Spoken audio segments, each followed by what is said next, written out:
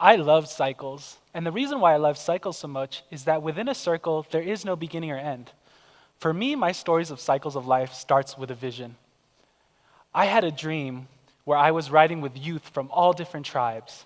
There was red rocks all around. I knew we had a purpose and a destiny to fulfill. This ride was about healing from generations of trauma and turning those cycles of traumas into cycles of life. I'm happy to say that now, after 7 years from that vision, I've been able to actually put that vision into reality. Because vision without implementation is only a hallucination. I've been able to ride my bike with youth from all different tribes from the Native American Community Academy. We've been able to ride our bikes to Zuni Pueblo, to Isleta Pueblo, to Laguna Pueblo, to San Felipe Pueblo. We even rode our bikes to Jemez Pueblo. And what I love so much about Cycles of Life is that it started with my own personal passions of bicycling, gardening, and art. For me, the death of my father was very traumatic. He was an alcoholic, and growing up in an alcoholic household, it was hard. It impacted my confidence. So by doing my passions, I was able to find that purpose within, and I was able to heal myself. I knew that this journey was not just about myself, and I knew I had to share it. In my process, I've learned 3 main tenets of Indigenous planning and design gifted to me by my mentor, Dr. Ted Hohola, director of the Indigenous Design and Planning Institute at UNM. The first tenet is process must incorporate the Indigenous worldview. Worldview is a philosophy of life. And for me, Indigenous worldview values those cycles of life. They value the interrelated nature of phenomena. They value that dynamic nature that we're constantly in. They also value cycles, like cosmic cycles, of understanding cycles of the sun and the moon, and also understanding cycles of stars to learn how to navigate across continents and seas. I also found out about archetypes within Indigenous worldviews and ways of knowing. I found the archetypes of 4 and 7 integral into my understanding.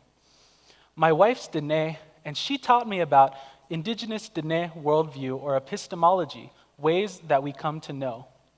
There are 4 stages. In Sahakes, the thinking process.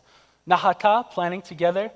Ina, doing together. And finally, Sihasin, is a critical reflection.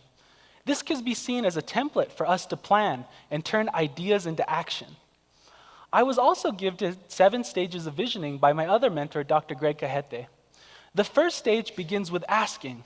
This could be likened to a prayer. And for me, my question was, how can I embody health, happiness, balance, and turn my suffering into love? In the seeking stage, I was able to travel around the world, but that was nothing compared to the journey I went on within. I went to Mexico to learn about traditional Indigenous architecture, to Guatemala to see that there is a global Indigenous renaissance happening. I was also able to learn from my mamang in Hawaii and understand that we're still continuing agricultural cycles throughout all of these centuries of colonization. What was most important is I was able to turn this seeking process into actually making something. And I turned this into a youth program called Cycles of Life that incorporates my passions of bicycling, gardening, and art. It also encourages youth to open their innate potential for compassionate leaders for the 21st century. They're able to apply their passion and put it into action. The second stage is that we also have to understand that these 4 archetypes can also be seen as a way to teach, a pedagogy.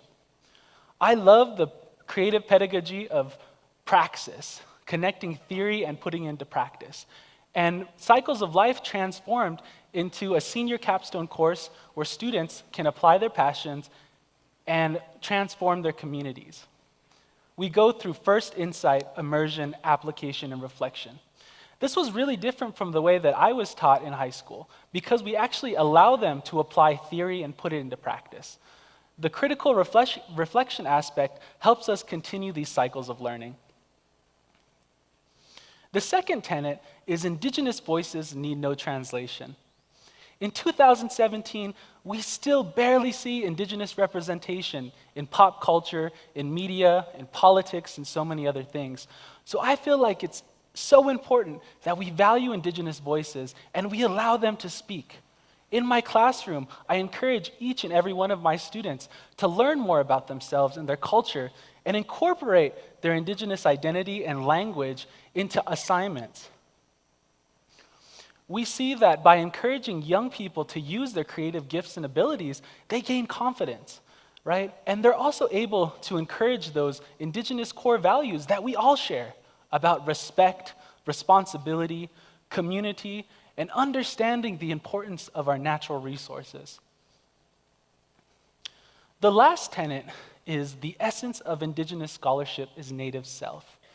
This took me a long time to understand, and it took me a while to even read, right?